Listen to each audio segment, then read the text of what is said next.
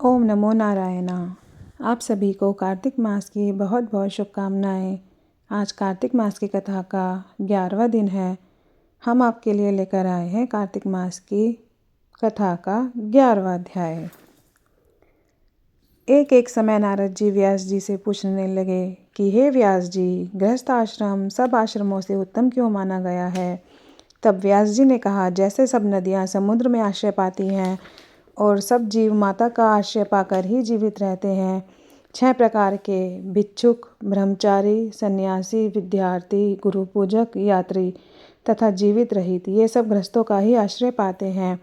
फिर व्यास जी बोले, हे नारद, अब तक अति पुण्य देने वाला एक पुरातन इतिहास सुनो।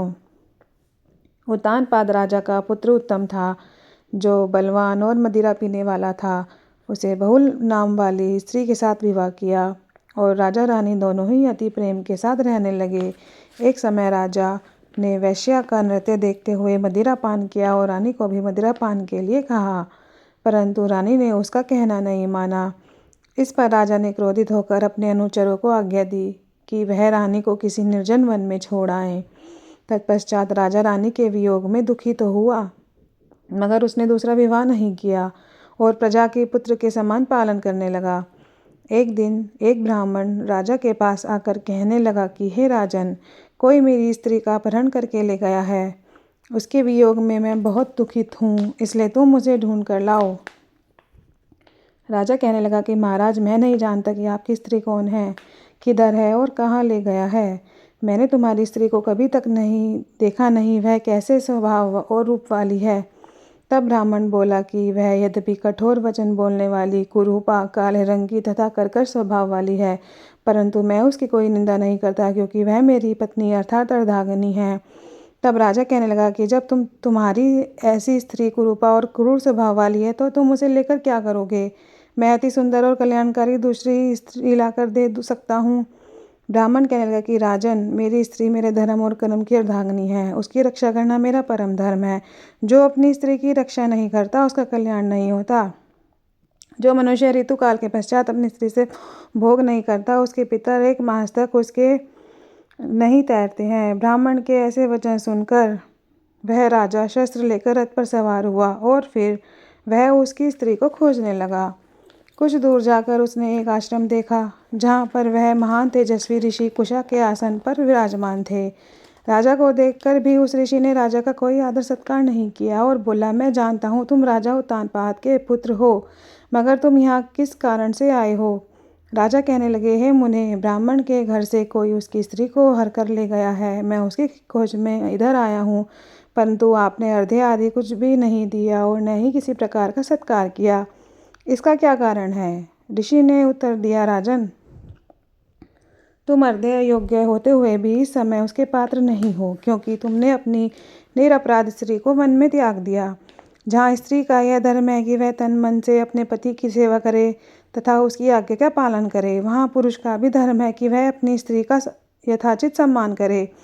जिस घर में स्त्रियों का मान होता है, वहाँ पर देवताओं का वास होता है, और जहाँ स्त्रियों का अनादर होता है, वहाँ कभी भी सुख शांति नहीं रहती है। इतना लज्जा युक्त होकर वह पूछने लगा कि भगवान, आप भूत, भविष्य और वर्तमान तीनों काल के जानने वाले हैं, इसलिए कृपा करके बताइए कि ब्राह्मण की स्त्री को कौन और कहाँ हर के ले गया है।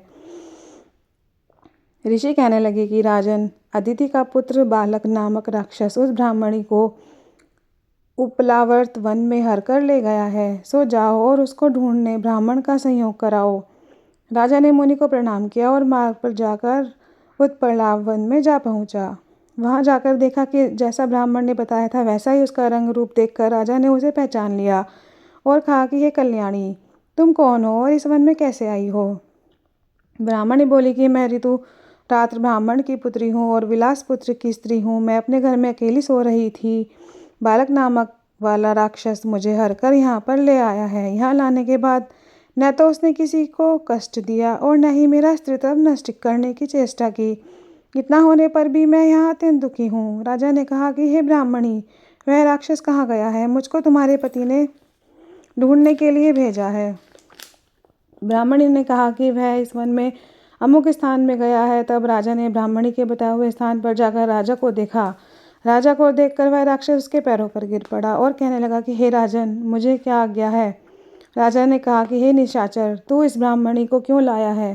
राक्षस कहने लगा कि राजन, इस ब्राह्मणी का पति राक्षसों को मारने का मंत्र जानता है, अतएव जब हम यंत्र का अन्न ग्रहण करने के लिए जाते हैं तो वह हमको वहाँ से भगा देता है, क्योंकि सब यज्ञों का वही आचार बनता है। इसी कारण उस ब्राह्मणों को दुखी करने के लिए उसकी स्त्री को हर कर लाया हूँ, क्योंकि बिना स्त्री के पुरुष कर्म का अधिकारी नहीं होता। यह सुनकर राजा ने विचार किया, यह राक्षस भी हमारी ही निंदा करता है। मुनि ने भी हमको अर्घ्य योग्य नहीं समझा। राजा अपने मन में ऐसा विचार कर ही रहा था कि राक्षस कहने लगा कि हे राजन, मैं आपकी प्रत्येक आज्ञा का पालन करूँगा। इतना कहकर हाथ जोड़कर खड़ा हो गया। राजा ने कहा कि हे निशाचर, तुम इस ब्राह्मणी को इसके घर पर छोड़ आओ और जब हम याद करें तब हमारे पास आ जाना। राजा की आज्ञा पाते ही वह राक्षस उस ब्राह्मणी को उसके घर छोड़ने चला गया। तब राजा सोचने लगा कि मैंने अपनी निर्दोष स्त्री को घर से निकाल दिया, अब ऐसा कौन सा पुण्य कर्म करूं जिससे यह पाप दूर हो। तब राजा पुनः उन्हीं मुनि के पास गया और उनसे अपना कर्तव्य पूछा। मुनि ने कहा, हे राजन, तुम्हारा स्त्री को शतापात नाम के नाग ने वन में घूमते हुए देखा तो वह उसको पाताल लोक में ले गया। उस नाम की नंदा नाम वाली एक कन्या है, उसने अपने घर में उसको छिपा रखा है। यह सुन राजा वहाँ से अपने घर आया और ब्राह्मण को स्त्री सहित अपने घर में देखकर बहुत प्रसन्न हुआ। तत्पश्चात राजा ने बालक नामक राक्षस को याद किया तो वह तुरंत ही राजा के पास आकर उपस्थित हो गया। बालक को देख राजा ने उसे पाताल लोक से अपनी स्त्री को लाने का आदेश दिया। उसके बाद वह राक्षस पाताल लोक गया और वहाँ से राजा की स्त्री को लाकर उसको सौंप दी। तत्पश्चात राजा रानी बड़े प्रेम से रहने लगे। बोलो जय जय श्री राधे। 11वां अध्याय समाप्त।